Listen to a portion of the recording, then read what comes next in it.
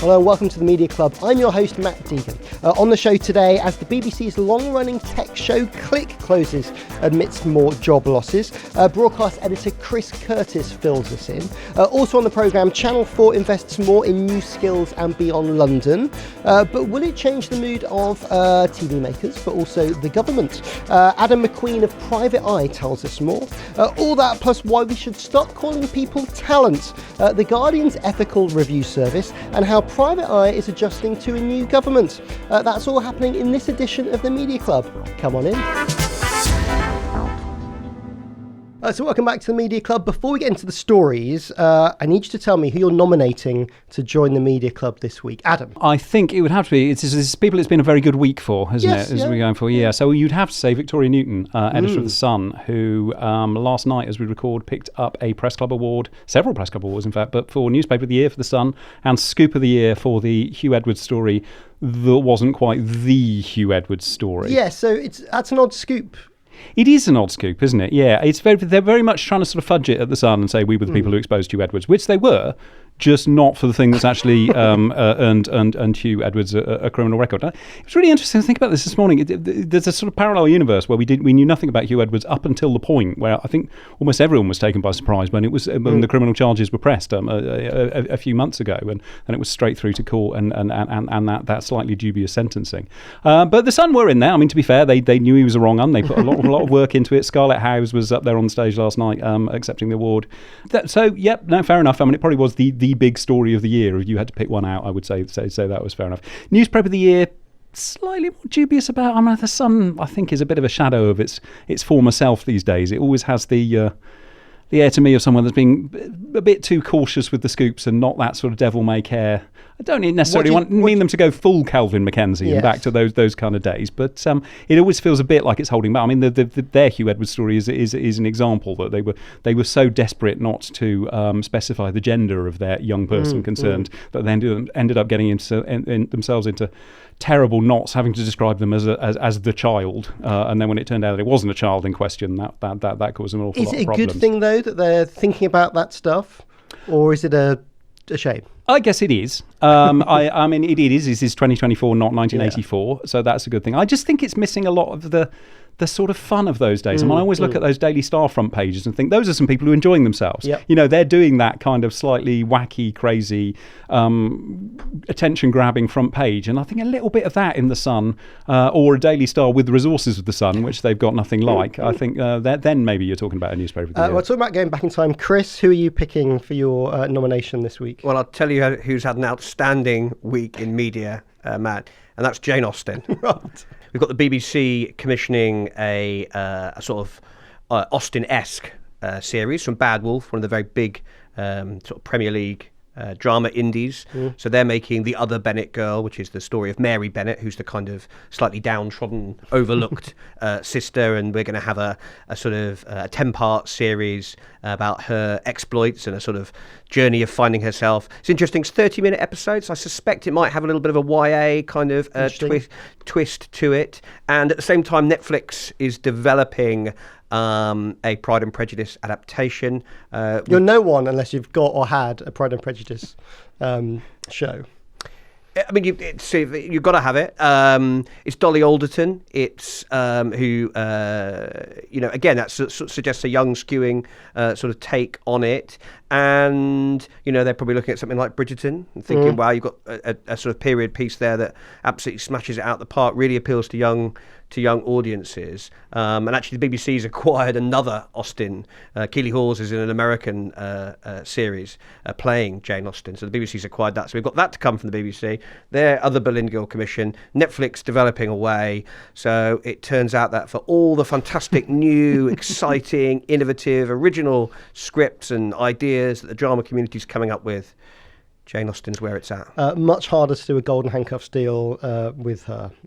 But we welcome them both into the Media Club. When was the last Pride and Prejudice adaptation? I feel you can sort of gauge your age by how many of them you remember. Yes, whether you're Hugh Grant. Andrew Davis is now a very long time ago, isn't he, with Colin Firth in the Colin Lake. Firth, and there was a Keira Knightley movie. It's one of those things that it feels like, it's constantly being done. It's because I'm old, isn't it? Well, it probably isn't constantly being done, but there are certain authors, aren't there, who, you think of Jane Austen. There was an Emma, wasn't there, a relatively recent film. I mean, she's only got 6 novels. I'm sounding like she's not very prolific. It's Jane Austen. Come on, Jane, back up. Get writing. Pull her finger out. Do you think they need to maybe do a Jane Austen cinematic universe? Just follow the Marvel. Wow. The Marvel ways. Put all the characters together. Maybe that's Captain the Wentworth secret. at war. The Winter Soldier. I was desperately trying to think of some of those puns that Adam's done successfully. There's a reason. Private Eye, funny, exciting.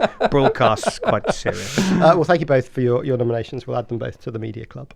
Now, we try hard not to lead on job cuts because it's a bit of a downer. But you can't escape the impact of the BBC's licence fee freeze and some more announcements this week with jobs going at BBC News. Adam, 185 roles to go. Seems pretty significant. It seems huge, but then all of the BBC job cuts do, don't they? It's always in the hundreds, and yet they still seem to have lots and lots of people there. Yeah, I mean these are specifically news, aren't they? And they are. I saw Hardtalk is going. Hardtalk's going. Click is going Click as well. Going, yeah, so a lot of those kind of strands that went out on the BBC News channel.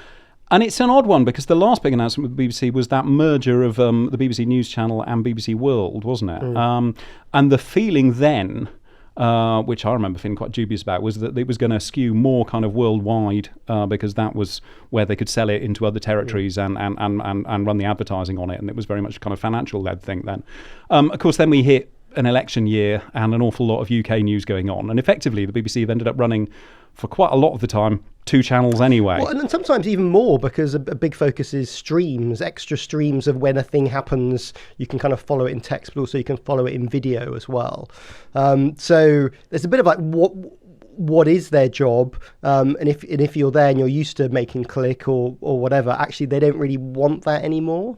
It does feel like they're going back to that sort of original concept for BBC News 24 as was, that it was just going to be a rolling news channel, doesn't it? And the kind of strands and programmes within that are kind of disappearing, which is odd because I think people are moving over more to that kind of watching. I mean, in the early days, when it was only on digital and most people were still on analog telly, BBC News was something you flicked over to when there was a big news event happening and you wanted to see what the BBC's take on it was and what the latest kind of headlines on it were.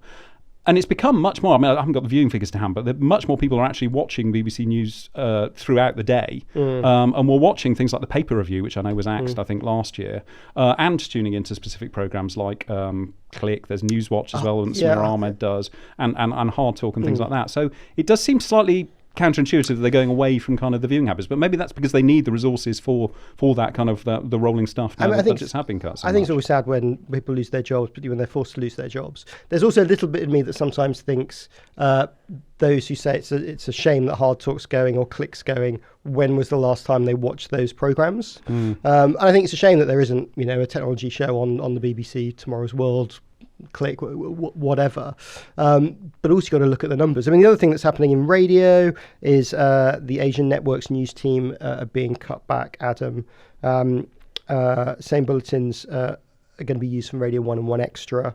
And there's still lots of questions about the funding for the World Service and whether that comes from the government. Chris, do you think there's a danger that these cuts will start to butt up against the new government's priorities? There is a much bigger conversation that's going to take place between the new government and the BBC that would most likely kick off in the new year, really, because we are getting into sort of crunch period for big conversations, by which I mean a new charter, a new sort of funding set. Well, and within the charter, there'll be a discussion of what's the funding model.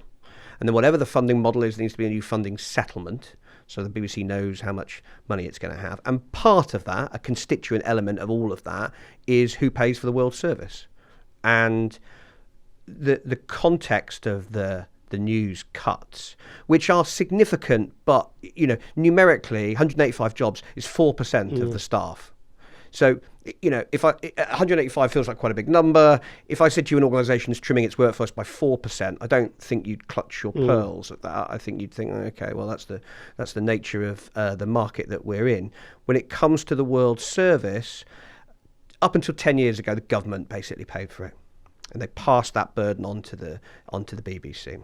And right now, the BBC puts in roughly 2/3 of the money that funds the World Service, and the Foreign Office, FCDO now, but I'm going to call it the Foreign Office if that's okay.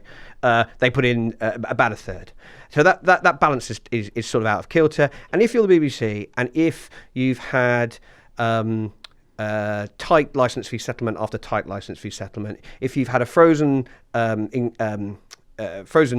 income during a period of rampant inflation and particularly production inflation, you are starting to look at it and thinking, okay, at the moment, licence fee payers up and down the land are effectively paying for not insignificant services that are not available or that are not pitched and are not conceived to satisfy them as viewers or listeners, that sometimes are in languages that they do not speak or understand.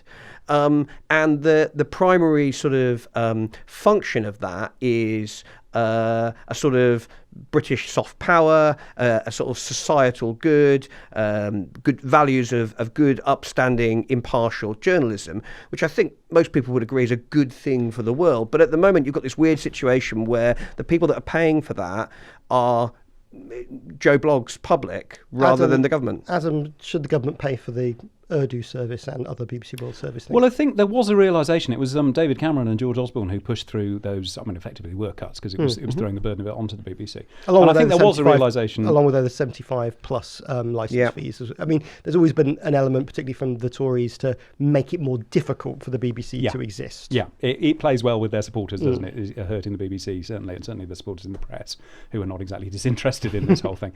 But I think there was a realisation after that it does have a significant soft power thing to play, and particularly in the last decade, as we've seen the rise of kind of social media and fake news and disinformation and deliberate state disinformation as well, be that Russian bots or North Korean hackers or whatever, that actually there is probably a role within that for government to be funding this kind of thing. I mean, and that's what Tim Davie's been saying at every available opportunity, quite rightly, in the last sort of week or so. He's getting up and saying, when the BBC World Service withdrawals or retreats due to funding cuts, Russia, China, other nations are starting to occupy the space that they leave behind. I'm not sure how good the grid was this week, because he said that on one day and then 2 days later they're making loads of news cuts. So you say that, but I think that's exactly what the grid is, because I think he's saying that this is a symptom of that, basically, and that at the moment the BBC's and actually this is all going to come to a head at the budget, at least for 1 year. We had to do a bit of back and forth with the BBC to get a better understanding of this. But the BBC has been lobbying hard in recent weeks and is hopeful that when the budget comes out at the end of October, there will be more money for the next financial year, just the 1 year, going into the World Service. But the overall position from the BBC at the moment is, if the government believes that what the World Service does is good for the world and good for important values and British soft power, etc., then it needs to stump up the majority of the cash for it. And I think that's and when the BBC is having to make decisions about what services, what shows, how it can best serve British licence fee payers, I think it becomes harder to justify that money should be spent on sometimes foreign language content, but particularly content that is pitched at people other than those licence fee payers. Well, speaking of money, Channel 4's announced plans to double its skills training pot to £10 million a year.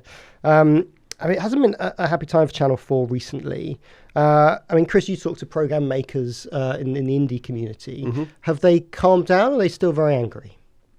Their mood is dependent on whether they're winning business, which is fine. There's nothing wrong. There's nothing wrong with that. The indie sector, this is beyond Channel 4. The indie sector's never been more polarised, in my view, between winners and losers, big companies and small companies, between the tariffs that are available for different types of programming with a gap in the middle. You've covered this before on the show, and this is not a new phenomenon. The funny thing about Channel 4 in terms of its nations and regions strategy is that overall, Channel 4 is spending just over half of its money outside of London, and therefore hitting a voluntary quota which it has imposed upon itself. And I think that's quite impressive in lots of ways. That they're spending 51%, I think it is, so just over half, outside of London. But the bulk of that actually is in the English regions, and particularly they spent in 2023. They spent more than twice as much money in the north of England as they did Scotland, Wales, and Northern Ireland combined. And actually, if you looked at Channel 4's nations and regions strategy at the moment, you would say the regions bit of that is going gangbusters, and the nations bit of that is underperforming. And that's why the screen agencies in Scotland, Wales, and especially Northern Ireland are frankly up in arms about C4's spending patterns, and also the new Ofcom quotas that have just been introduced, and why the indie communities in those nations are particularly fractious and particularly disappointed with the regulators' decisions. Adam, does Channel 4 still work as a public service broadcaster? Less and less these days, I think. And is that just competition? Is that just to survive? They can't. I think some of it is, slightly strange and just sit there doing what it wants. It's harder to find a definition for itself, isn't it? I mean, I find myself asking what Channel 4 is for these days when I look at the sort of programmes on there. But to be honest, I find myself asking the same thing about BBC Two. I'm not quite sure what that channel is for these days either. What it hasn't done is find a different identity for itself, because Channel 5 is very definitely, we're talking about nations and regions, it's the Yorkshire channel now, isn't it? But it's also doing an awful Those lot of very farms do good very programmes. well. They do extremely well. Yeah. I just feel Channel 4 is a bit lost at the moment, to be honest. I mean, it's interesting what you say about the nations and regions spend. Have they moved to Leeds? That was their big fanfare a few years ago, wasn't it? That they were moving everyone out of London and they were going for a new regional headquarters. How's that going? Well, they have a big new office in Leeds. They have smaller satellite offices in Bristol and Glasgow. They've got about a third of commissioning editors, I think they said recently, outside of London. Okay. So kind of 15 Do they live positions. there, or do they get they live there. They have relatively few heads of department. There is an argument that says that the nature of TV commissioning is such that you need to get your idea needs to work its way up the chain of command, and ultimately there are a handful of really powerful decision makers in British television. So, and actually nations and regions in some ways is one of the flagship strategies of Alex Mahon's tenure in Katz's time at the channel. This is absolutely digital transformation, and nations and regions are the big strategic things that they are pushing on. A lot of news programs coming from Leeds. Yep. Obviously, they had Steph's Packed Lunch, which was there but isn't there anymore. I mean, it's difficult to occupy multiple areas and hope that you can kind of keep the show on the road. Yeah, I mean, look, there's the TV market, for want of a better word, video consumption is globalizing at a frantic rate, and at the same time we end up having lots and lots of conversations with regards to the public service broadcasting environment about whether things are made in a particular region of England or whether they're made in a particular nation of the United Kingdom. I mean, I can tell you that Disney and Netflix and Amazon are not spending too many brain cells worrying about all of that. So it is a peculiar set of challenges that Channel 4 and the other PSBs have to face. But actually, if you can make the alchemy work, if you can make authenticity work, if you can get a brilliant story which resonates because it feels like it's from somewhere, often those things really pop and go global. The danger for Channel 4 is, we've talked about on the show quite a bit, is distinct lack of hits. And that things that aren't historic, so Gogglebox or buy-ins like Bake Off, which have a good, important place on the channel because it brings in cash, brings in audience around what they're doing. But it can talk quite a good game. It's doing all these things, but if people aren't tuning in, that's what's difficult. Adam, do you think? Obviously, government. There was a big focus on Channel 4 in the Nadine Dorries years at DCMS. Do you think people are still bothered, or are they moved on to BBC or their own internecine battles? People within government now? Yeah. No, I mean, the heat has definitely gone out of it. And that was whatever Nadine wanted to say about it, prompted largely by what she felt was hostility from Channel 4 News towards towards the Tory party and the melting ice sculpture and all that kind of thing. So I think the heat has largely gone out of that. I will be really interested to see how the Labour government get on, particularly with the BBC licence fee settlement, as we talk about. If it is a licence fee settlement, because of course that's the really big elephant in the room, isn't it? Is at some point they are going to have to rethink that. We do live now in an entirely different world where it's becoming less and less justifiable to. I just think that the challenge for that is the scale of that change isn't a quick fix for the government. That's what I was trying to say. The window of opportunity that they have, the way it works. So, like I said, the charter runs until the end of 27, and the licence fee settlement runs until the end of 28. The previous government, and whether you think they were doing this through a determination to kick the BBC, or whether they think they were doing it through a genuine interest in trying to find the correct funding model for the UK's preeminent cultural institution, up for debate. But they were committed to having a debate about how the BBC they'd appointed should quite an be interesting funded. committee of folk. They put a panel. They weren't entirely the people you would expect. And I think that remember, under the last government, there were actually several governments, right? And different iterations. Sometimes one per week. with Nadine Dorries, I mean, part of that, you felt like that was her trying to protect Boris, to give Channel 4 a bloody nose because of the way it had treated Boris. Subsequent culture secretaries had different approaches to both the question of Channel 4 privatisation and indeed what the funding model should be for the BBC. There is definitely a debate, right? Just like there is, you can have a good debate, a good informed debate about the future of Channel 4, how many public service broadcasters there should be in the UK, how they should be funded, the extent to which they should work together or act as rivals. But you want to have that debate in an environment where you are thinking about what's good for the British creative industry and viewers, and not through a political prism.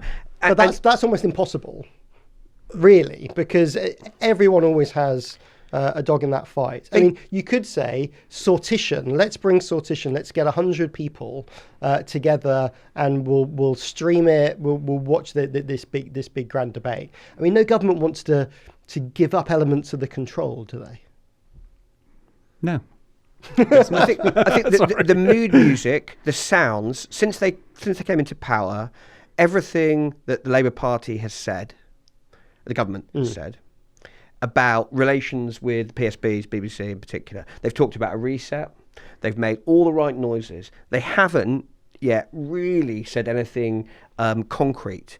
They made a big song and dance about the fact that they were committed to the licence fee until the end of the current settlement, which was exactly the same as the previous Tory government. They had, and precisely because, as your point, Matt, you wouldn't have the capacity to do the debate, get a new model in place, and get it all sorted any sooner than that anyway. So there is still a big debate to be had. What is the appropriate way of funding the BBC going forward? But the really crucial topic then and issue that people in the industry like to talk about is, what do you want the BBC to do? What's it for? Well, that can be another day. Speaking of things, what are they for? The Guardian, hot on the heels of its recipe app, have launched The Filter, a new product recommendation site. Adam, this is halfway between sort of Which and the sort of usual internet fare of doing well in SEO to review printers. But there's a bit of a twist, a bit of a Guardian twist to this. Yeah, well, is there really? I mean, I was slightly amazed when I saw that they've only got around to this now, because the Independent, I remember, was doing something similar to this, so sort of top tens of various products and things, right back to the days when it was still in print. So, I mean, there does seem to be kind of an obvious thing with this. I mean, it's not...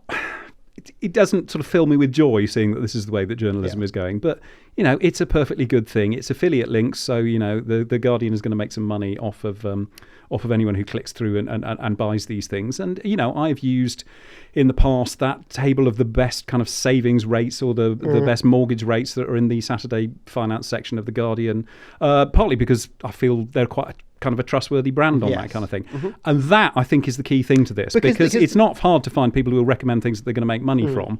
What you need to do, which the Guardian would be much better at in the digital world than any other or most other newspaper brands, I think, is keep your sort of brand sincerity to it and ensure that readers feel they are actually getting the best products recommended, not the ones that they're going to make the most money off. Because they're sort of saying, aren't they, that their filtering is with a bit of an ethical mindset. Yes. Which is an angle. Yes, yeah, and it's a good angle. As I say, that's very much what I was talking about, of going with the kind of Guardian take on it, because that is something that their core readership will definitely be interested in. I think it's good. I mean, the Guardian have tried out all sorts of different sort of levels of SponCon and things, and you've always got the feeling that they felt slightly iffy about it, as they probably should. I mean, basically, if anything has got a corporate logo next to it, certainly we as journalists read it in an entirely different way, and I think readers do as well. But is that partly because sort of Scrooge McDuck style, the Guardian and with the Scott Trust have a big pile of cash that they don't have to think about these things? I love the idea that it's just in the basement at King's Place, all in coins, and Anna Bateson goes down there in her swimming costume, just dives in. What a beautiful image, yeah. Everyone from the Observer just looking through the glass at her going, not for us! I think it partly is, but I mean, they've still got to make it work as a business, haven't they? I mean, they are, as we've seen with the Observer sale, they can be quite ruthless with that whenever they want to. So what do your journalist colleagues think about the potential disposal of the Observer to Tortoise? Is anybody going, yes, it's what I've always wanted? No, I don't think, apart from James Harding, anyone in the world is doing that at the moment. Or Anna Bateson, possibly the CEO of Guardian Media Group.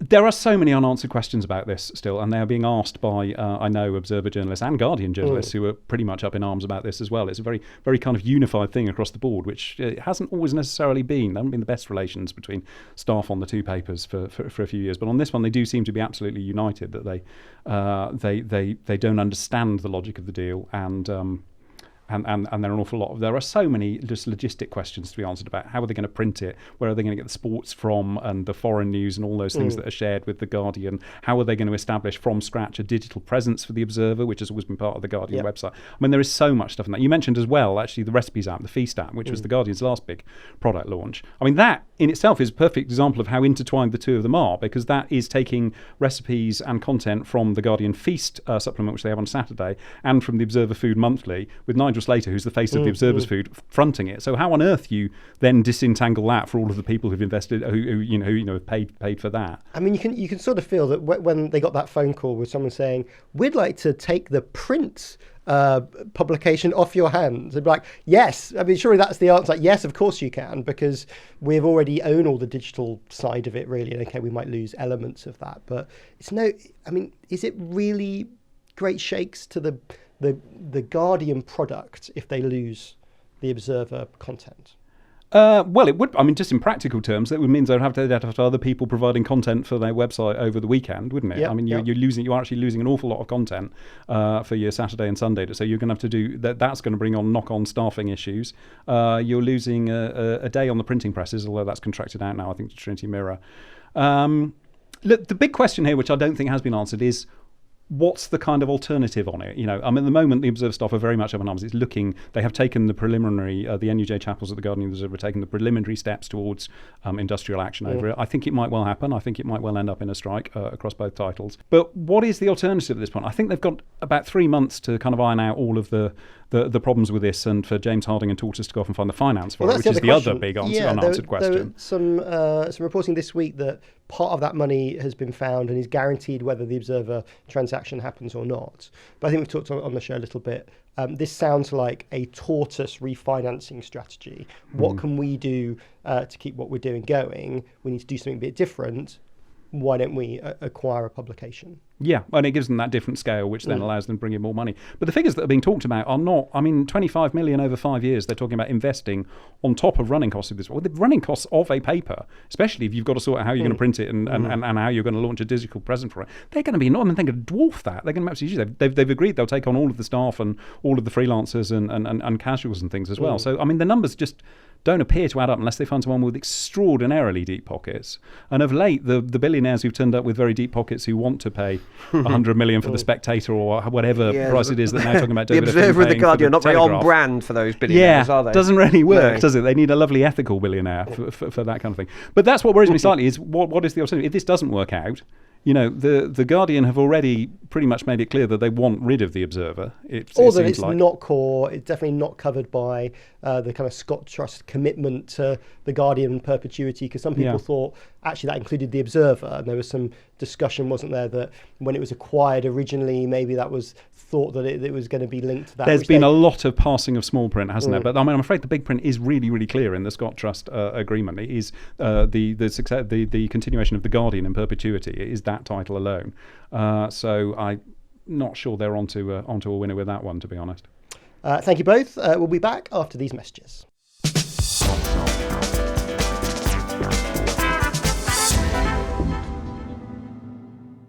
Here at the Media Club, we pride ourselves in staying up to date with the latest news and trends, so it's great to leave all the technical aspects of recording to our colleagues at Podshop. Their stunning Shoreditch podcast recording studio has become a game changer for the programme, so if you're not sure what the difference between a condenser microphone and a dynamic one is, I don't know. The Podshop team ensures you'll never have to. From selecting the right equipment to managing the recording, Podshop takes the hassle out of podcasting, so we can stay focused on what really matters, delivering great content. And for a limited time, you can get 25% off your first booking at Podshop Studios. Just use the code MEDIACLUB when booking at podshoponline.co.uk. That's the code MEDIACLUB at podshoponline.co.uk. Don't miss out, head to their studio page now. Hello Media Club listener, I'm Patrick from Podcast Discovery. As a podcast marketing agency, we spend a lot of time advertising podcasts. But how do you know if your ads made any difference? Well, using a lot of tremendously boring acronyms, it is actually possible to find out how many people heard your ad on another podcast and then downloaded your show. Find out how to wrangle those acronyms and get the most out of your podcast advertising at podcastdiscovery.com. That's podcastdiscovery.com. Welcome back. This week at the Media Club, we have been paying attention to these things. Global has rumoured to have changed its local sales teams, which may result in some redundancies, according to our source. Global, we asked, have declined to comment. More changes at BBC Radio as well, with 5 Live shaking up its schedules, moving Tony Livesey back to late nights. He's been on Drive for 10 years. And fun fact, he presented a sort of forerunner to The Traitors in 2004 that was never quite as successful. And Bristol's Bottle Yard will be sold by Bristol City Council. The film and TV studio has been used by Sherlock and The Outlaws, which Deadline reports is the only film and TV studio in the UK still currently managed by a local authority. But we believe there is another. Chris and Adam, can you name it? I'm going to look to my friend and colleague Adam here. No, I've no a studio that's owned by a local council. Yes. It's not one of the really old kind of film studios, is it? Well, it's quite an old studio. I don't think it's what you're thinking about. So Elstree Studios is owned by Hertsmere Borough Council, next door to BBC Elstree, where they make Strictly. I should know that. There you go. It's a little bonus fact for you. So not the EastEnders set, because that's at Elstree as well. That's not actually, those aren't council houses, are they? Right, they might well be converted at some point to save some money. We'll see. Chris, when you're not thinking about studios being owned by local councils, what have you been reporting on this week? We are gearing up to go out to MIPCOM, which is still the sort of big international market, particularly for sort of Europeans, and the Americans are over. And actually, it's quite interesting. More shows. There is a better flow of shows being bought and sold now than there were a few years ago. When the big streaming giants were setting up their direct-to-consumer platforms, they sort of held everything back. Now they're much more open to buying and selling. So more shows are going backwards and forwards, and there are still lots of opportunities for British shows to make significant money and gain reputational sort of glow-ups by being bought and sold and picked up by broadcast and streamers around the world. So MIPCOM's always really important for the industry. And Tim Davie this week talked about not using the word talent. Yes, this was fun. Not if your job title had talented, I imagine. So BBC launched a workplace culture review. BBC loves a review. There have been a few issues. There have been lots of... Well, the funny thing is they did a very narrow review of Strictly. So there's all the big furore about Strictly, and they published their Strictly review. And it turned out that their Strictly review only looked at the complaints made by Amanda Abingdon with regards to her experience on Strictly, and didn't encompass any of the other things that came out in the wash, Zara McDermott, etc., etc. So they're a very narrow review, and they're doing a very big, wide review about workplace culture. culture. And as part of that, Tim Davie goes on the Today programme, fair enough, to explain why they're doing it. And he tells Nick Robinson on the Today programme that the BBC and he and the BBC have kind of banned, who's actually specifically kind of banned the word talent. And really, the truth is, the BBC hasn't banned the term talent in any meaningful sense. What they are trying to do is reset the culture and get rid of the idea of such out of kilter hierarchies, that you have the talent over here that can behave however they want, that can do whatever they want, speak to people however they want, make whatever demands they want, and then you have the off-screen production teams who are not talent effectively. Yes. And so the BBC hasn't really banned the word talent. It's not that they're going to change job titles. If you're the head of talent, you're safe. You're absolutely fine.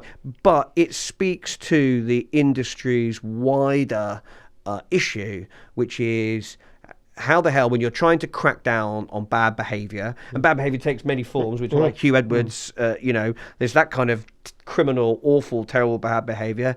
Then there's bullying and shouting, or people making inappropriate comments to colleagues, that kind of, that kind of stuff. There's all these kind of things that the broadcasters, production companies are desperate to try and stamp out. And Tim saying that he's banning the use of the word talent is actually more symbolic. They're trying to iron out the inequalities and these sort of gaping gaps between the powerful talent and the more junior production staff. I'm just disappointed that any investigation of Strictly hasn't investigated Dave Arch's criminal arrangements of some pop songs on the programme. Adam, at Private Eye, have readers... what's their view of a government change, and do you have to change what you do? Oh, and we have changed what we do, because we've got a whole new set of people. I mean, it's quite a bit of relief, actually, after the last 14 years. We get to switch over and have a go at Labour. I mean, no, we've been having a go at Labour. I mean, we were onto the Keir Starmer freebie stories before anyone else. Back in sort of February or something, we ran our first stories on that and waited, as is quite often the case with Private Eye, for everyone else to sort of catch up with us and be outraged about it. No, I mean, it's interesting. It's always interesting when there's a change of government. We haven't had one, as I say, for a very long time. I was around for 2010. I just missed. I came in on work experience at the end of 1997. But it was really, really noticeable then that there had been a big drop-off in readership. And the same thing I know happened from talking to previous editor Richard Ingram's. In 1964, it was absolutely calamitous when the Tories went out then and Harold Wilson came in. There was literally a reaction. This is sort of post the big satire boom and Profumo and all that kind of thing. And Private Eye readers at that point were just like, oh, no, you might... What are you doing? Why are you having a go at Wilson? No, we don't want any of this. That was the other lot. You can go now, actually. And it really... I buy this because you take it to my enemies and the people I don't like. It was a lot of that. I mean, it was literally, you can chart it in the readership figures and the finances of the company, because that was the point where Peter Cook, who was then the proprietor, we were so... it was long before I was born. Private Eye was so desperate for cash that he ended up having to recruit lots of celebrity friends and ring around people like Jane Asher and Dirk Bogarde, who ended up being shareholders in Private Eye and still are in Jane Asher's case, and some relative of Dirk Bogarde. So it's one of the oddities of the place. But 97 as well, certainly. I mean, there was a big drop off and a feeling, you got it in the letters from readers as well, of just kind of a slight wariness about us having a pop at Tony Blair. And it was right through to the point of, I think it was about November of that year, wasn't it, that the whole Bernie Ecclestone tobacco funding thing came up, and Blair had to go on telly, do you remember, and do his, I'm a pretty straight kind of guy thing. And that was the moment where sort of scales fell from eyes and people got on board with the idea that this lot might be a bit similar to the last lot. You've had no shortage of ammunition, have you? I mean, all the papers, the first 100 days of Keir Starmer covered itself in glory. They're not very good at it, are they? They really are. Because there's stuff for you. That means you can get your... absolutely. No, there is no shortage of stories. And all the lobbyists coming through and the new contracts being signed with various people who may or may not have been Labour donors and the SPADs and the civil servants. There is absolutely, we are not going to be short of stuff. And I as long as people want to read it. And I do get the feeling with this government, it's not 97. It's not things can only get better. I think there is a less enthusiasm for them. But we will see with the readership figures, because the latest ones we've got, which are 233,000, I think, approaching, which is a phenomenal in number. Print. But that's up to June this year. So if there's a sudden drop off as of July the 8th, then we will find out later this year. Because there's sort of a liberal view sometimes that yes, there are these things and Keir Starmer and whatever, but it's not as bad as the Tories were. They were much much worse. Is that true, or is it all much of a much? I mean, worse? on the sheer scale of it, Michelle Mone side of things is quite different to some Taylor Swift freebies. Yeah, and the Taylor Swift freebies are very different as well to having your wedding paid for by Anthony Bamford and Dalesford Organics and hampers delivered to the door of number 10. I mean, just when number for number, like for like, you can do that comparison. We have done in Privatised Number Crunching column.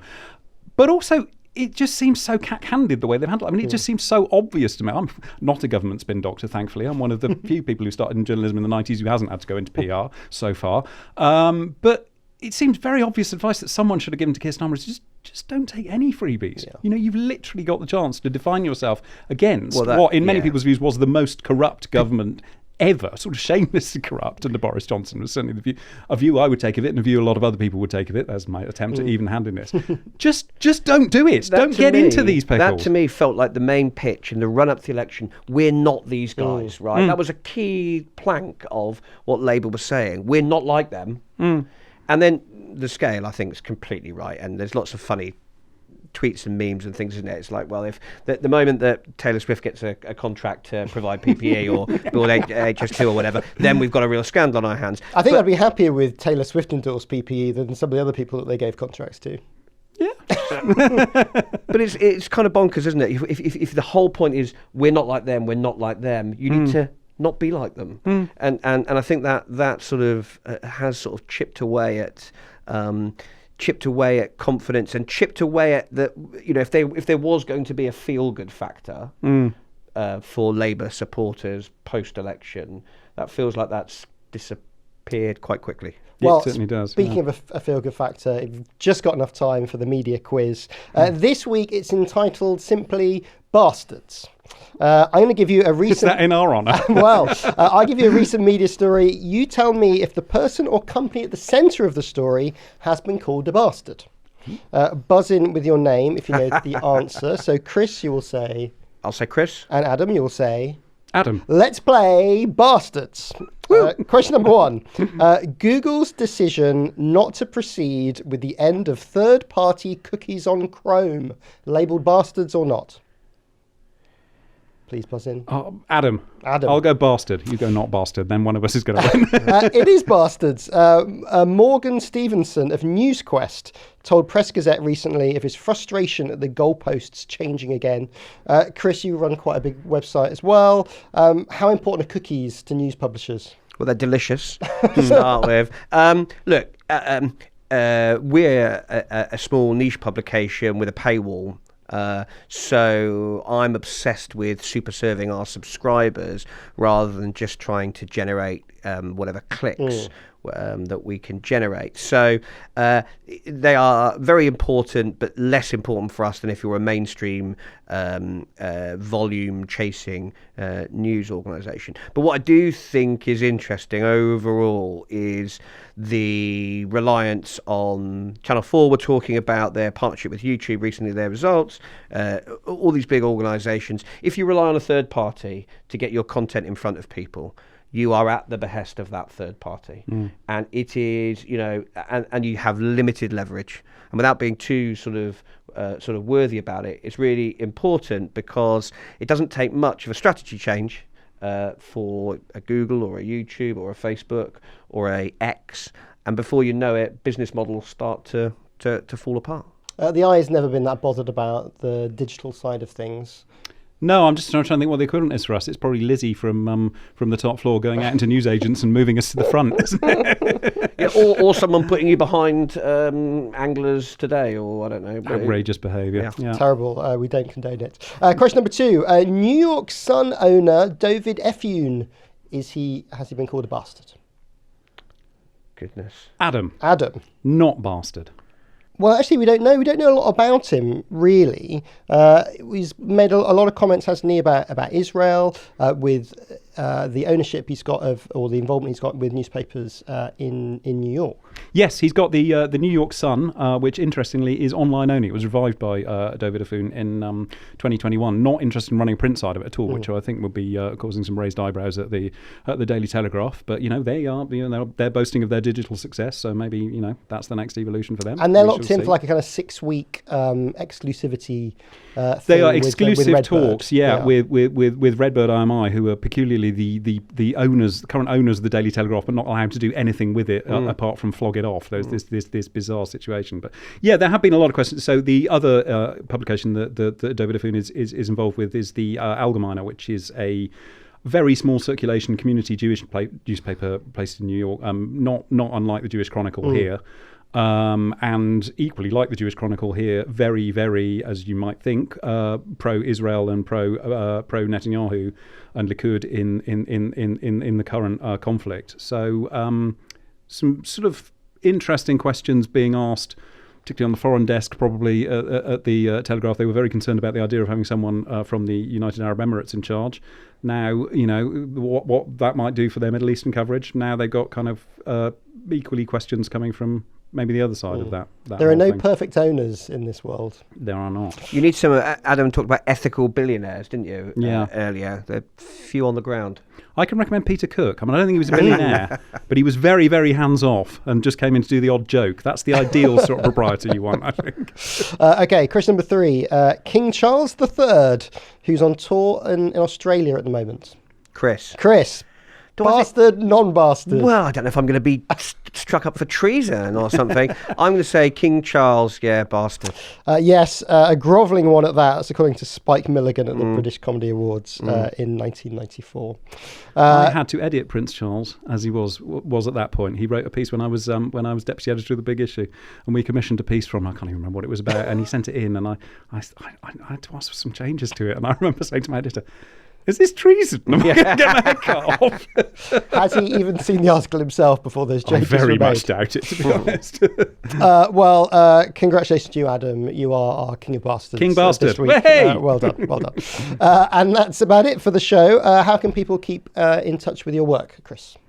Read Broadcast. Yes. You should go to broadcastnow.co.uk and buy a subscription and keep us all in gainful employment. Thank you. Excellent. And Adam? Not only should they rush to privateeye.co.uk and take up a subscription to us as well, they should rush to their bookshops, Yes. the nearest bookshop, next Thursday when this comes out, which is my first collection of ghost stories. So this is Haunted Slightly randomly. Tales. This is Haunted Tales. Perfect for Halloween. Ghostly stories for the darkest nights. Perfect not only for Halloween, but also for Christmas as well, because these are they're a collection of the stories which I started writing in 2005, sending out to my friends and family in place of in place of a Christmas card, but also because there's awful round robin letters about boasting about how well people's children are doing and everything. I thought it's something even more horrific. I would start sending them really ghastly ghost stories in the kind of tradition of M.R. James. So yes, out next week. Please buy it. You will be terrified. Haunted Tales available in all good bookshops and some bad ones too. Very bad ones. Yes.